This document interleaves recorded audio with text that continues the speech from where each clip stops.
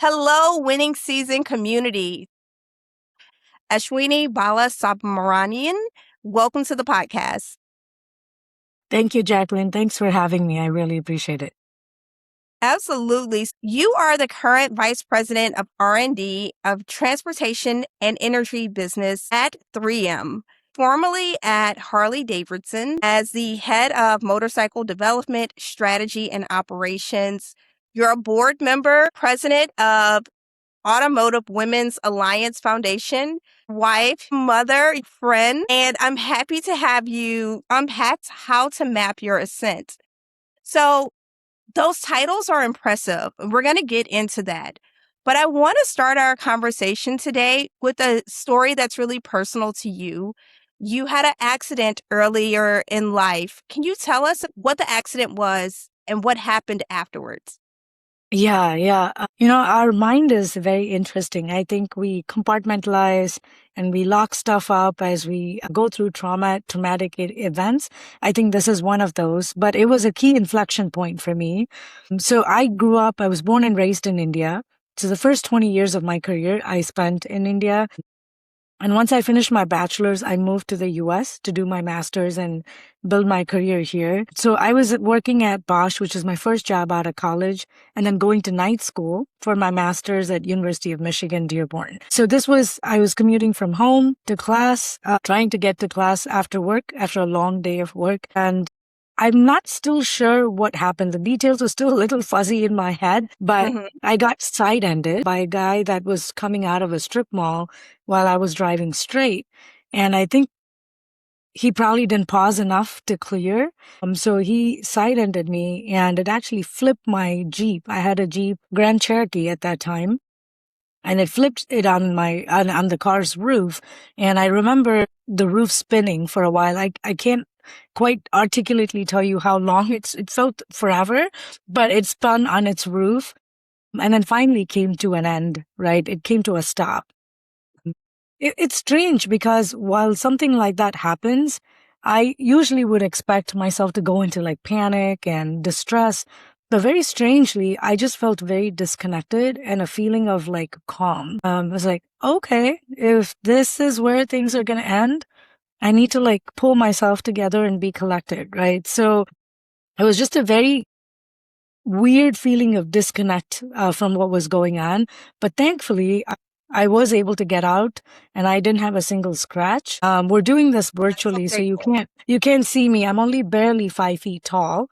So I think that's one of the reasons God made me 5 feet tall, because if I had been any taller, I probably would have injured my head. Because I was 5 feet tall, I cleared the roof, right? I had enough gap between the roof and my head, so I didn't walk away with any head injury or anything like that. Up until that point, I had been at work maybe for 8 to 10 months. And I remember being a new immigrant in the US, I was very careful about how I talked at work, how I presented myself at work, because I always had this fear, like if I did something incorrectly, or if I put a step in the wrong direction, maybe this country will send me back, right? Like I have a lot of loans to figure out how to pay them back. This is my dream. I want to go after this. So I was very, very careful about how There was a lot of pressure you put on yourself. Yeah. So I was very careful. But I think that accident that night, something really shifted in me. I remember sitting at home and thinking about like, really, like if I step back, I feel like I've been given a second chance at life. And I need to stop waiting for the right moment. I need to stop surviving and I need to figure out how to thrive and actually go after everything I wanted to go after. Like I can't wait for the right moment. I can't wait for validation. I can't be afraid anymore. And I have to make use of this second chance the best I can. I didn't expect that to happen, but I think, like I said, sometimes people react to trauma very differently. Some of us shrink. It takes a while to come out of it. For me, I think it was more of a aha moment, right? Like I have this renewed chance at life and I can't let it go by the side to waste. And not many people actually know that happened to me. I don't think I even shared with my parents who were back in India until many, many years later, right? Like I'm not one to project my trauma onto others. So I don't talk about it very often. But thanks for asking that question, because I think it's important to know that you can turn a very traumatic incident into something very meaningful. I think that's helpful for others to hear that. And one of the reasons why I wanted to start with that story, and thank you for being vulnerable and sharing that with the audience, especially if it's not a story you share often. I'm grateful. You talk a lot about change and how to navigate change. And I think it's because you've had these experiences moving to the US, being in Michigan, and thankfully surviving that terrible car crash with no scratches. Your relationship to change can help us deal with change as we navigate it in our careers and personal lives. In Absolutely. your debut book, Map Your Ascent, you talk a lot about the 5 C's. And I want to bring the 5 C's into the conversation pretty early because it maps a lot to your own story. Can you break down what's in the book with the 5 C's? Let me just pause so that we can correct that for the recording. So, can you break down the 3 P's in the book? Yes, absolutely. I think when I started writing the book initially, I wanted to be very intentional and conscious about sharing my own framework, my own tools that I've used over time to help others navigate change. I think in our pre-call, we talked about this, right? So change can feel very daunting, very messy. It can feel like you don't have any control. And in order to really embrace change and thrive through it, you need to pause, zoom in, and look inward. And that's where the book starts. So the book is broken down into 3 sections that follows the 3 P's, right? So the first section is essentially talking about personality, which is really understanding your foundation, your wiring, your belief systems. If all of us have been through change, we might not think so, but we've all experienced change in different dimensions, different realms. So I think it's important to like pause and say, okay, when those kinds of change moments happen, how did I react? How did I find my belonging? How did I use my belief systems to find ways to get through the change? And understand your belief systems in full, in total, not just because you want to carry them forward. There are belief systems that you want to disown because they might not serve you well anymore, right? There Right. are ones that you want to keep building up, but there might be ones that you want to push back and leave behind. And then once you, yeah, go One ahead. second, because that's knowing the audience of Winning Season, there's sometimes this resistance to let go of habits or behaviors that served us well in a certain chapter of life. It helped us to become successful or achieve a result, and we become attached and we think that's our identity. And what you're saying is that it could have been a good skill, but it's not going to serve us moving forward. Correct, correct. So I can give you an example of my own, right? So Okay. as I've navigated both my early childhood and early adulthood, you look at people that are, successful and you think, man, they know how to do it all. They figured Right. it all out, right? So you think like you have to figure it all out by yourself. You shouldn't be asking for help when you think you need it, right? So I tell my team this too, is like asking for help is a sign of strength, right? I used to be under the impression you have to figure it out all yourself because if you ask for help, that means you don't know something. Then people Right. won't come to you, won't trust you for your skill set. So I had to actually let go of that in order to embrace new roles where I didn't have enough experience or didn't have enough technical background in order to take those pivots and be successful at it. Right. So that was one belief that I had to let go from my early childhood in order to be able to embrace change throughout my career. Okay. I appreciate you sharing that. Now, let's go further with the 3 P's. Yeah, yeah. So, like I said, the first P is about personality. So that is really zooming inward and understanding your wiring and your belief systems and how you belong.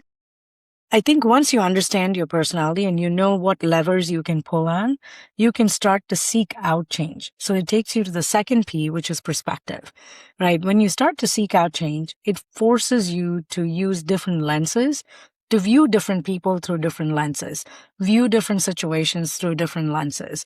So your perspectives will continue to evolve all the time, which will help you like broaden your viewpoint, broaden your mindset, diversify your mindset, right? So when you have a diverse mindset and you have a diverse perspective, you'll be able to tackle different kinds of change, right? Not just one dimensional change, but different kinds of change. So you Right. take your personality that you've understood and how you need to leverage that. And then you understand what perspectives you have evolved and where you need to evolve. And using these two, it takes you to the third part of the book or the third P, which is essentially presence, right? So with your perspectives and your personality, you can start to show up in a way that you start to make impact, right? So your presence is not just someone people remember as this person that talks loudly, is extroverted, but truly who can come and make an impact, whether it is to the people around them, the product around them, or the environment around them. Right. So that's the way the book is structured. Now, Three parts of the book, how you actually unpack each one. So it's not a fast paced correct. movie through Correct. each key. There's subsections and you're getting to key points. For example, one of my favorite parts of part 2, which is perspective, you talk about remaining rooted in transition. And for me, I resonated with this deeply because there have been times during transition where I feel as if the ground below me is shaking and I want to go back and cling to whatever I can to be steady. But you're actually saying you can still be rooted in transition. Will you share about that chapter of the book? I will. There are several stories that I share in order to drive that point home. Yeah. I can share one experience from my own life. So when I moved from India to here, right? Like when I started my first job, I remember going to work at Bosch, and I remember it was January 6th, 2003. That was my first day at work. And I felt like, man, I'm here. Like I'm finally here. I have my full-time All job. right. Yeah. But now when I look back at the photos from that time, I'm wearing like a loose khaki pant, black turtleneck sweater, clunky shoes. And I feel like I was trying to dress like how a man would dress for the job, right? I started my career like that too. With shoulder pads. Now I'm looking back. Yeah. Why didn't anyone love me enough to tell me to stop wearing shoulder pads? Yeah, yeah. So I write about this in the book where I said I look like this engineering undercover spy, right? Like black turtleneck. And I think I was trying to make sure that people took me seriously, that I didn't deviate too much from how everybody else was. This was automotive, so not many women in the workplace, right? Especially if you're in the technical area. So I feel like I was trying really, really hard to fit in and not stand out, right? But fast forward a few years, right?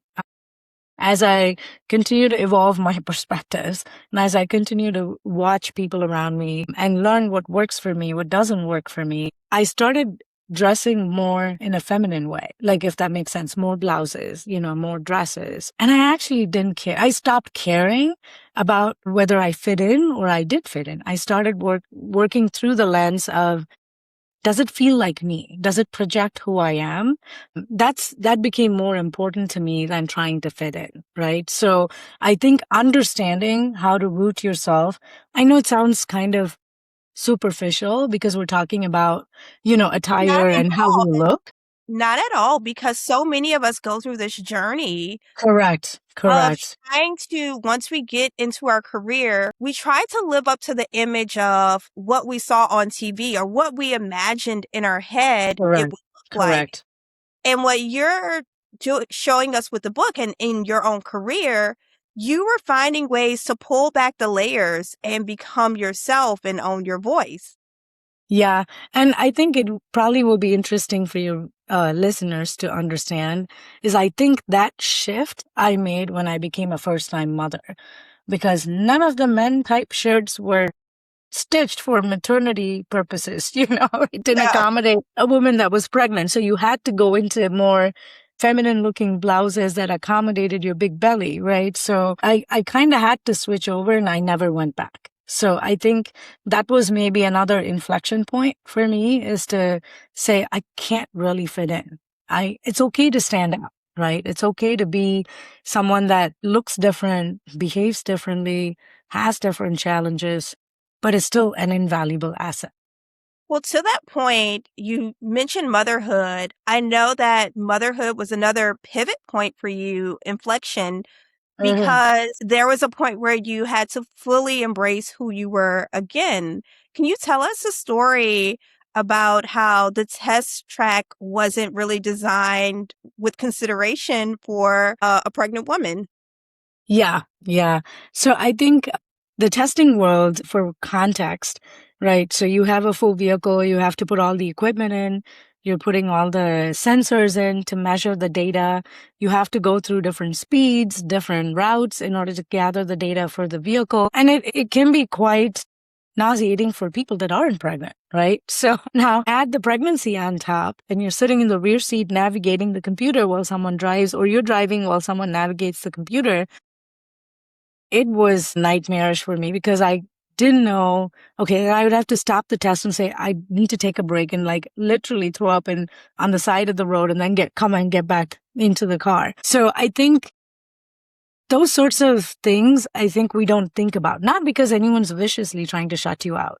It's Of just not course. an experience they know or they go through themselves.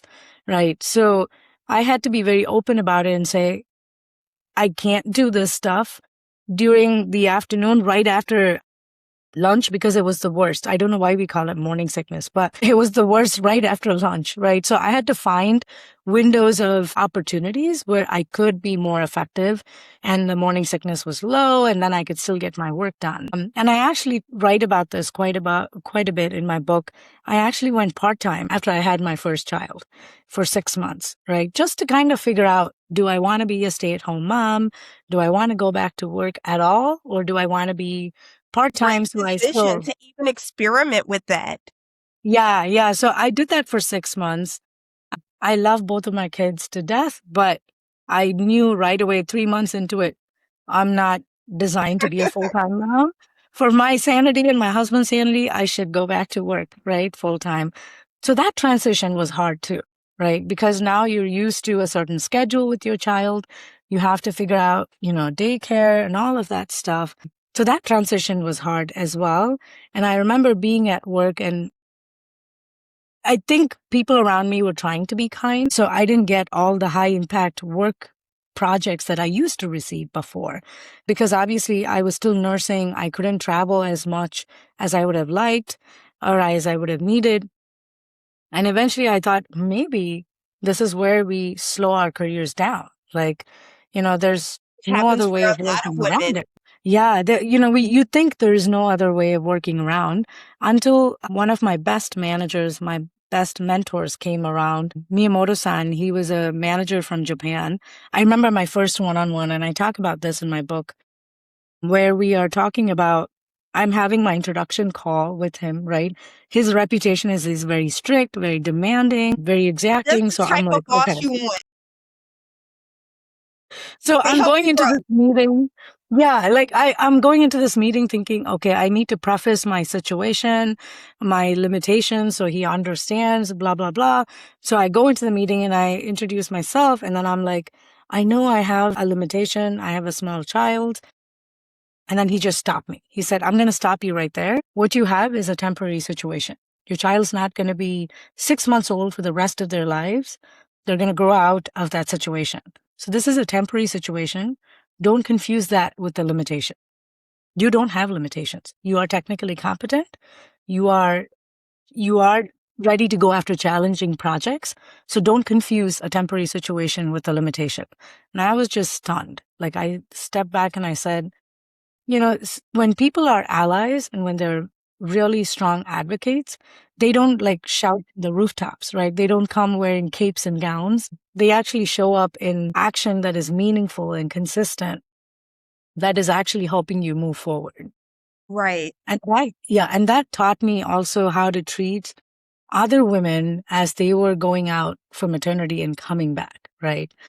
So I think that experience made me a better leader as well overall. Well, That's such a beautiful story of having a support system in the workplace.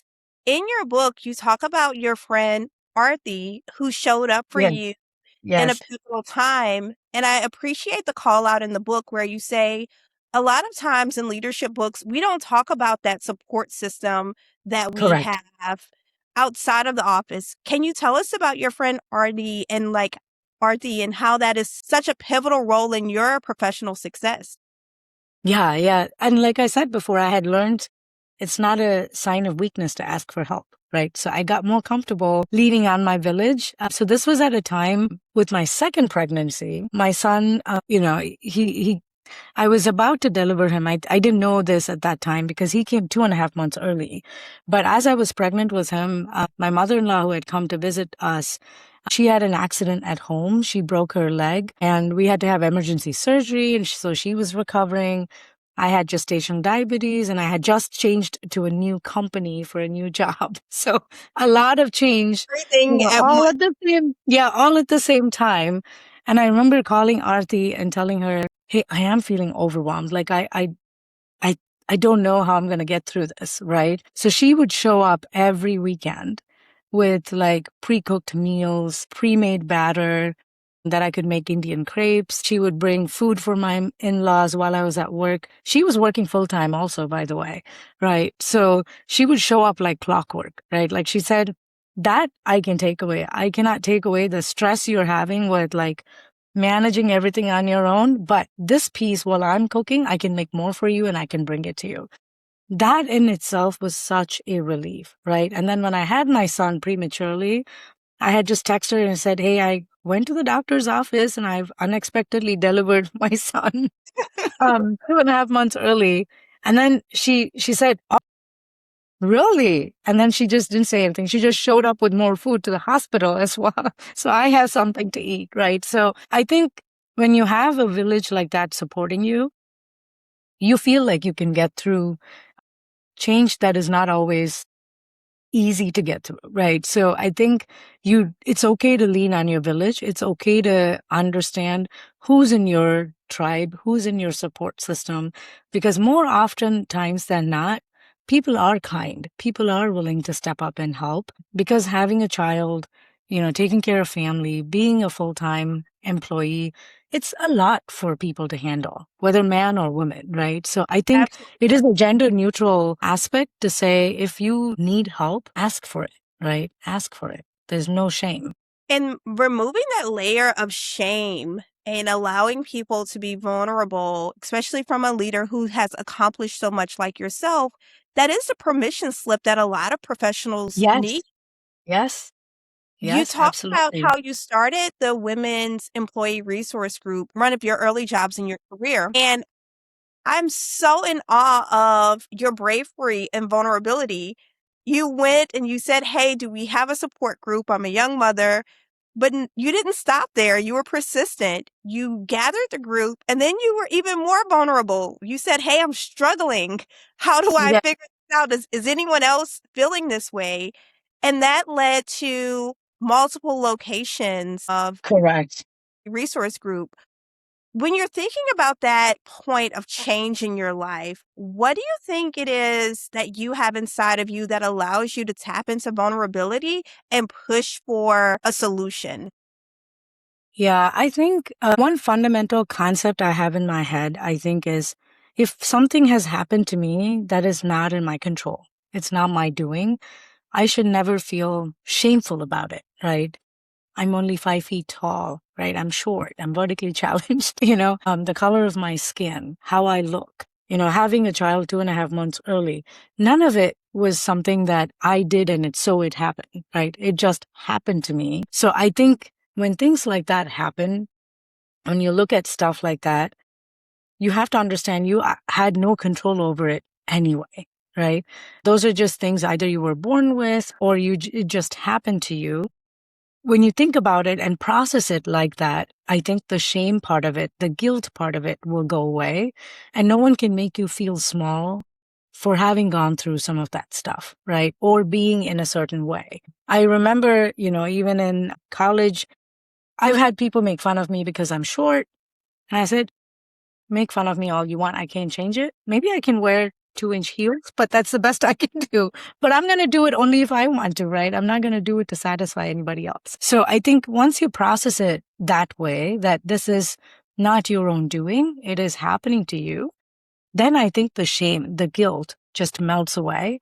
And then you feel more comfortable asking for help. Like, you can say, hey, I need this support system. And what I realized through that women's resource group is I was not alone. Yeah. Everybody else has something that's going on in their lives. We don't see it behind the lipstick. We don't see it behind the blazers. We don't see beyond the makeup. And people always show up trying to put their best foot forward at work, right? So if you peel back behind the curtain, there's always some challenge going on in everyone's life, right? So if you keep that in mind, I think you get more confident to become more vulnerable. And once you're vulnerable as a people leader, I think it gives the space and permission for others on your team and others For around you to sure. be vulnerable, right? And say, oh, she's going through it and talking about it. Maybe I can too, and get the emotional support that I need, right? I'm not talking about bawling your eyes out at work all the time and trauma projecting, but I think it's okay to say, hey, I have this thing going on in my personal life.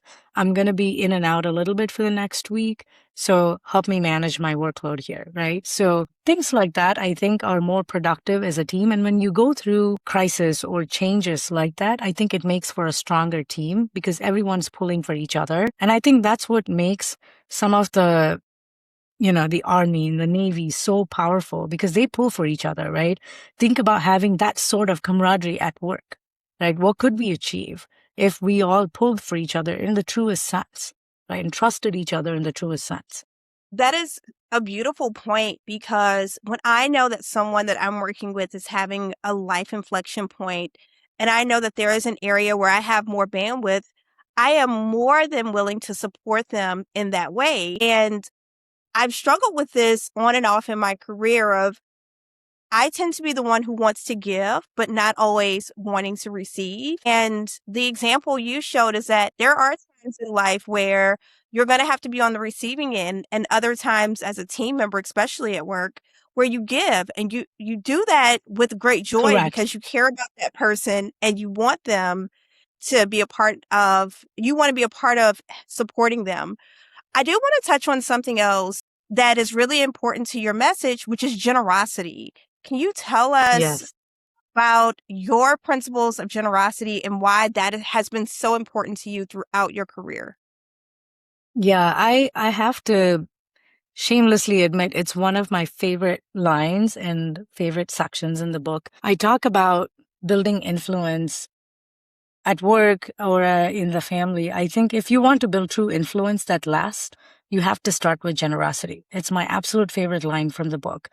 The reason is because I think we have a lot of books around networking. We have a lot of people talk about networking. In a way, I think we have made networking a very transactional exercise.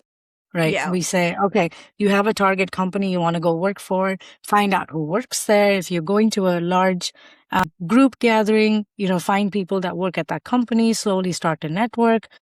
It can feel very exhausting, right? Like you have to think so much, you have to plan so much. For me, I think if you want to build true influence where people are willing to take your name for new roles or, advocate on your behalf for whatever it is, I think people don't advocate unless they know who you are, right? Not just for what you can do, because a lot of people can do what you do, right?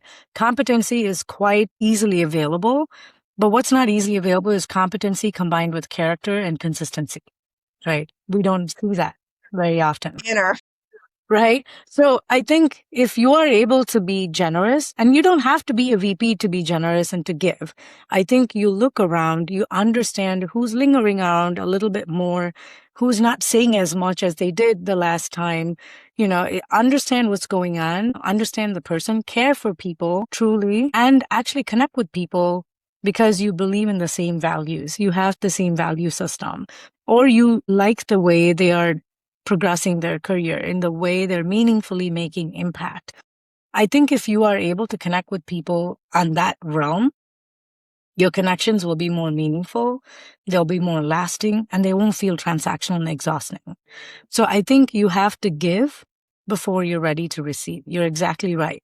Because if you have filled a well already, you can pull water from it, right? But from an empty well, there's nothing to pull. So I think and you can't build reputation truly, I don't think, right? Your character and your consistency of actions automatically build your reputation. You can't really, people talk about building your brand. And I'm always like, I'm not a product. I can't build my brand, right? It's about how I show up, how I impact other people that are around me, how I impact the organization I'm in, how I impact the environment I'm in. All of that actually truly builds your reputation, and it's a byproduct. It's not something you can target and actually build around. Well, one of the things that a lot of the elder millennial women subscribed to was build a brand, build a brand. I grew up in that elder millennial era of own your brand and project it, protect it. And what I found is that it becomes a trap because Yeah. you're so focused on who you are as a brand that, as you're saying over and over again, that authenticity, it just kind of sinks so deep. And then you find yourself when you don't have the title or your company has a massive layoff or the job market is rocky, you find yourself wondering, who the heck am I? Because Yeah. Yeah. you were not acting as a human. To your point, it was like a product. And so Yeah. can you tell us a little bit about, there's a quote in the book, the guiding quote section. I love it. You say that change rarely asks for permission. Right now, a lot of the listeners in the community, they're experiencing the brute force of this job market. They're having a Yeah. difficult time finding their next opportunity and they're internalizing it. But this quote, change rarely asks for permission. What was it about that you said this needs to be in the book? And how do you give advice to someone who's navigating that chapter? Yeah, I think first, I can explain a little bit about where that source of that quote came from. It comes from my childhood. So, as a child growing up in India, I moved around quite often. So maybe every 2 years or so. And for additional context, like in my high school, 4 years of my high school, I was in four different schools, right? Not by choice, but because my family moved around so much. The first time we moved, it was really, really hard. I felt like I was uprooted from where I was. I had to figure out how I went from a very small rural village to a big metro. Super overwhelming, right? But once I learned how to navigate and thrive through that, I actually started looking forward to change. I could, even before my parents would tell me, just based on the tone of the discussions in home, I would know, oh, we're going to move again soon, right? Like I could just sense it. And so at that point, at that phase in my life, change was not a choice, right? Discomfort was not something I could avoid. I had to embrace it and I had to figure it out. But what it did for me, I think, is it shaped my personality, right? In a big crowd, you can put me in a crowd of 100 people. I won't wait around for people to come talk to me. I will go around and I will introduce myself to anyone who appears friendly. And if I see someone sulking around, I'll still go talk to them, at least attempt to, right? Because that's how I know to break the ice and quickly make myself be part of the environment that I'm going into. So I think that has really helped me tackle change in a very proactive way. That's why I've been seeking out so many different roles throughout my entire career so far. Now back to so that's where that quote came from, is like change rarely asks for permission, right? So you have to assume that change will come. If it hasn't come already, it will come. Whether it is in the way you expect it to come or whether it's unexpected is the only question, right? But it will come. Nothing will stay constant, right? It never does. In South Louisiana, where I grew up, there's this quote like, if you haven't experienced change, just keep living, baby. It's going to happen for you. So true, right? So true. But to the specific question you asked me about, women or your listeners that are going through the brunt of this job market, that's not an easy place to be. I think one, like I said before, it's not anything you have done. right? It's the economy, it's the geopolitics situation that we're in, it's the bad decisions that were made at the top of the leadership food chain that is causing all of this to happen. So first thing, don't blame yourself, right? Because that's the first step in order to be able to get through something like that. So don't blame yourself. Two, like I said, without any guilt, without any shame, ask for help, right? That's where the third piece comes in is leverage your tribe, leverage your network, leverage your influence that you've built through generosity. That's why it is so important to make sure that you're kind, you're generous, and you are building your water up in the well so that you can draw on it when you need it. If you just go to people when you need something, they're going to be very, very demotivated to help you out, right? Absolutely. So I think those are some things we need to do, not because we expect something to happen to us and we need someone's help. It is just the right thing to do, to be kind, to be generous, and to be helpful. I know it's easy to look around maybe sometimes at the top and say, most of these people are really cruel. Like, how did they get up there? And I know it's easy to fall into the imposter trap and say, maybe I need to be aggressive like them. Maybe I need to be more direct and unkind like they are. But I guarantee you that you shouldn't lose your roots. You shouldn't lose your authenticity, because to be kind is easy. To be kind is good leadership. Yes. That could be part of your TED Talk when you give it. Yes. That's priceless advice. I also, as we come to the close of our conversation, I'm curious. I know that writing a book wasn't on the scale for you, but now that it's here and it's coming out into the world, as you look on this season of your life, what is the win in this season for you personally? I think it's another example of being able to say yes when you're not sure. Right. I'm not an English major. I didn't plan on writing a book. But when the publishers did approach me, I was like, somebody thinks my story is interesting and helpful enough to be told more broadly, more widely. If someone has that trust in me, shouldn't I trust myself more? Right? Shouldn't I trust that I can help more people? And that was the motivation to write the book. Right. I remember talking to the publisher and I'm saying, do you want to land paid keynote gigs? Do you want to build, a separate career out of this? And I said, no, those are not my goals at all. I just want to make sure this book reaches as many people as possible, because I think since COVID, honestly, Jacqueline, the pace of change hasn't slowed, and I don't think it's about to slow down. Right? So the more people that are able to flip the script about change and stop thinking about surviving in change and shifting their mindset to harnessing change, I think we will have a better world that we all can live in. It'll make it much more fun, much more prosperous for everybody around us, not just a select few, right? So that was my motivation to really write the book. But I also didn't want the book to be, here's all the things I have learned and, here's your homework. I didn't want that to be the tone of the book. So even though the book is laid into my 3P framework, it leans on a lot of lived experiences and humorous stories and, things I've had Beautiful missteps photos on. throughout the book. Oh, thank you. Missteps that I've had in my life, in my career, and what I learned from them. And one small, misstep doesn't determine the entire life. So things like that, right? So be able to draw on actual lived experiences to share how you can really flip the script on how we view change and how we harness change truly in our lives. I'm so grateful that I've had the privilege to read this book before it's released to the general public. Thank you. And thank you for trusting me and allowing me to be one of the early readers. I will tell you, Winning Season community, this is a really good book. It's grounded advice. It's not preachy at all. She layers in her personal stories, and then you see the photos, so you can really connect to the stories in the book in a way that a lot of leadership books gloss over. So I do recommend for this book, you get a copy for you and for a friend and unpack this together, This is like a group book club book that is going to spark a lot of conversations, but it's also going to help you map your own ascent into whatever your next winning season is. So, Ashwini, how can the winning season community connect with you? You can connect with me on LinkedIn. That's probably the easiest way, or you can find me on Instagram as well. Those are the two channels I can connect with people.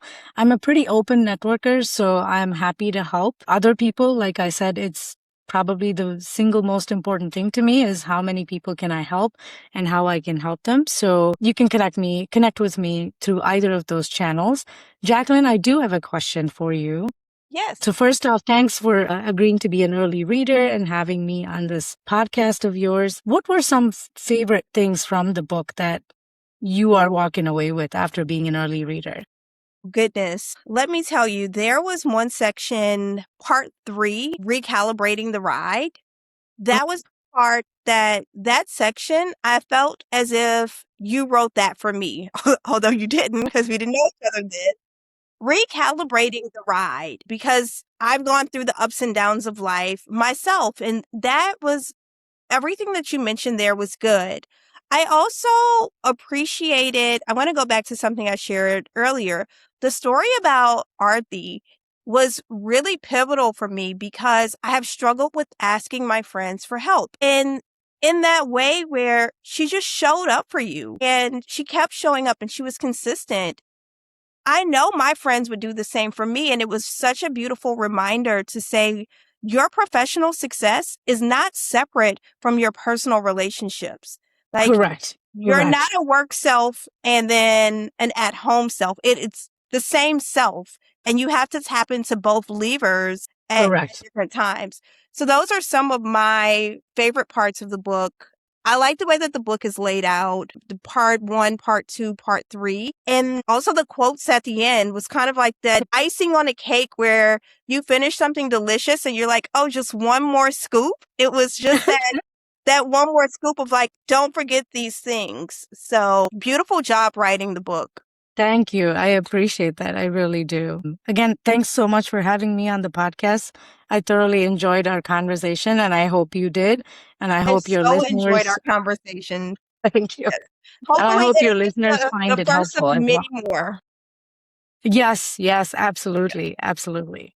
So all of the links to connect with Ashwini, they're linked into the show notes. So you can connect below to purchase a book. And there is a bulk order special site that you can go to if you're getting this for your entire team or your employee resource group. So be sure to use those resources because that gives you a different access to the book. And if you're thinking about having a speaker for your conference or your organization, Ashwini is a really dynamic leader and presenter. So I am saying you definitely want to have her come and talk to your community. Until next time, Winning Season fam, continue to emulate excellence and eliminate excuses.